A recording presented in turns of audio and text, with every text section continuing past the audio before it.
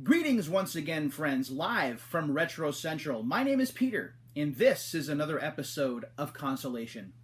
As always, I thank you very much for taking the time to check out my work. I really appreciate it.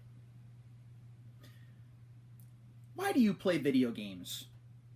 I'm sure that if I asked 10 of you this question, I would probably receive between 8 and 10 different answers. Some of us play for the enjoyment of it. Some of us play because it reminds us of our childhood. Some of us play because we're really good at them and we like to compete. For me, video games fill a lot of these areas. They remind me of my childhood and growing up a lot. That's one of the reasons that they're important. They keep my reflexes sharp. Although I've slowed down a little bit in my older age, I can still hold my own in a lot of games. Playing sports games gives me the opportunity to be the athlete that I never could be because I can barely walk in a straight line. But one other valuable role that video games have played for me is they've given me a sense of escapism that I've really needed at certain times in my life. Growing up, the oldest of three, living in mostly a single-parent situation, not very well off, moved around a lot, arcades were a second home for me. Getting away from the uncomfortability of being at home. Rough days for my mom when my brother or sister did something and she got upset, or when my mom was having a bad day and I just needed a place to go. My room wasn't always the best place to be. After all, I was rooming with my brother, so to really get away and to collect my thoughts, arcades were really where I spent a lot of my time, especially once I got to be 10 years old and on, when I had the ability to be more autonomous and not have to be under watchful eye all the time. And being in arcades, I didn't have to worry about things that I was dealing with in school, like fitting in. I didn't have to worry about being picked on or bullied.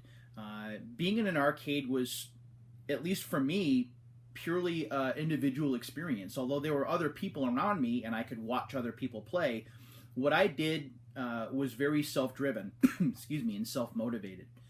So if I wanted to play Gorf, if I wanted to play a pinball game, if I wanted to play Empire Strikes Back for the 15th time that day, I could do that with no pressure, no one looking over my shoulder and making me feel uncomfortable or insecure or picking on the fact that I play video games all day. This is what I enjoy doing.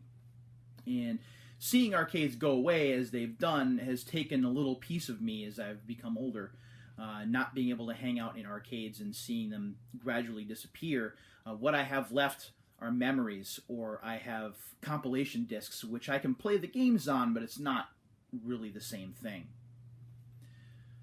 One case in particular, though, that I think about when I think about how video games have been an important escape or an important buffer for me from real life or having to cope with real life, has to do with this guy right here. Super Mario 64 and the Nintendo 64 in general came about during a rather difficult time in my life personally. My paternal grandmother, who I've talked about in past videos, she was really a second mother to me, took me in when I was having problems at home, bought me clothes when my mom couldn't afford to do it, really was the only person that had the money to buy me anything game related when I was growing up, and really set standards and examples for me. Always pushed me to work hard in school, always pushed me to be on time for appointments. I'm still ridiculous about that today. I always like to show up 20 to 30 minutes early. She instilled a lot of responsibility in me, and she was a very important person in my life. But in 1996, she was diagnosed with terminal cancer, and the end did not come quickly enough as she had to suffer a lot, but the end was painful for everyone involved.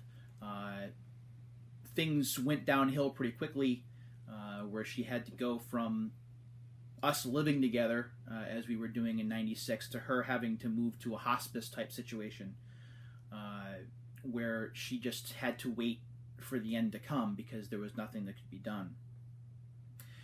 Now, looking back on that, I did not handle that very well. I did not visit very often, which is a regret that I still have today.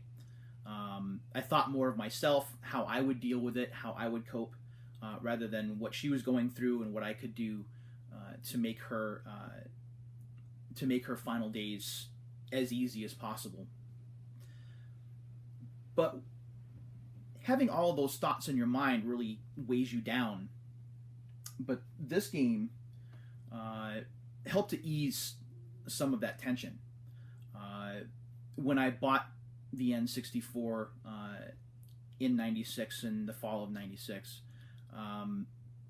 things were coming to a head.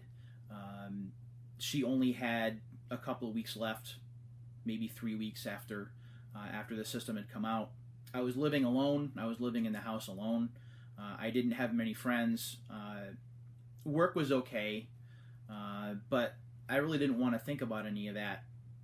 And it really didn't distract me because it was from one stressor to another.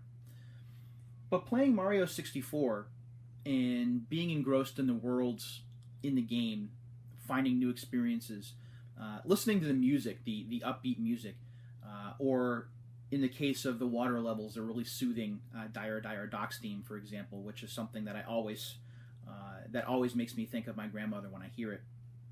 It just gave me that sense of peace, that sense of calm that I needed, not only during the process, but also after she had passed on, after I had a bunch of people all telling me at once how sorry they were, and I was having a difficult time processing all of that. I knew that Mario 64 or Pilot Wings 64, which is another game that I had for the N64 at that time, playing that game in the Birdman suit and just flying around without a care in the world, just being calm and at peace. These two things were oh so very important for me to be able to deal with what was happening at my own pace, and to know that I could fall back on that when my days were just too difficult. I understand and I appreciated the fact that my family was and remains to this day, obviously, very supportive, but sometimes you just need to be able to get away and collect your own thoughts. And this was back in '96. This was before I had a computer, before the internet was big, before I could really jump on to like a live journal or a WordPress and get my thoughts out in the open. Playing a video game like this was really the best source of relief that I had. One other situation that I can talk about would be when my wife and I separated and ultimately divorced in 2004 and 2005. Again, I went from being with someone, having that someone in my life at all times, to being separated, her being gone, realizing that things didn't work out. And I was left, because I wasn't working at the time. I had recently been separated from my job as a disc jockey at a theme restaurant. Video games were really all I had. And I took advantage of that, playing silly games like Tony Hawk's Underground or Tony Hawk's Underground 2, or even more free-flowing games like Super Mario Sunshine, for example. Really served as that buffer zone and something for me to be able to get away from how difficult and how challenging life was at the time. It gave me enough of a respite so I could go back into things with fresher perspective, with a fresher mind, and just refocus and recenter myself. And even today, as I had relocated from Arizona back to Massachusetts, and I wasn't sure what direction my life was going in, while I've had a really great supporting team of family and friends around me, being able to fall back on retro game collecting has been great for me. It's given me a sense of focus. It's given me a sense of community, as I've been able to make friends with and talk with people online that collect games from all over the globe. And it's given me a sense of belonging that I really haven't had all that much in my life outside of my family. And that's meant a lot to me. So, why do I play video games? For a lot of reasons. I could probably write a paper on why. But one of the most important is just it's that oasis, it's that island, it's that sense of calm, And it's that sense of consistency, as video games have been such a big part of my life, really since age 4 on. And I'm very grateful and very thankful and very happy that video games continue to be such an important part of and a big influence on my life. So how about you? Why do you play video games? Let's go ahead and open it up to that. Or if you want to be more specific, are there specific life situations that video games have helped you cope with? That would be pretty interesting. Certainly don't feel as though you have to go too in depth. But I'd love to hear what your thoughts are on the topic. It would certainly be interesting. As always, I thank you for watching this episode of Consolation. We'll get back to the summer of PlayStation next week. But until then, thanks for watching, everybody, and take care.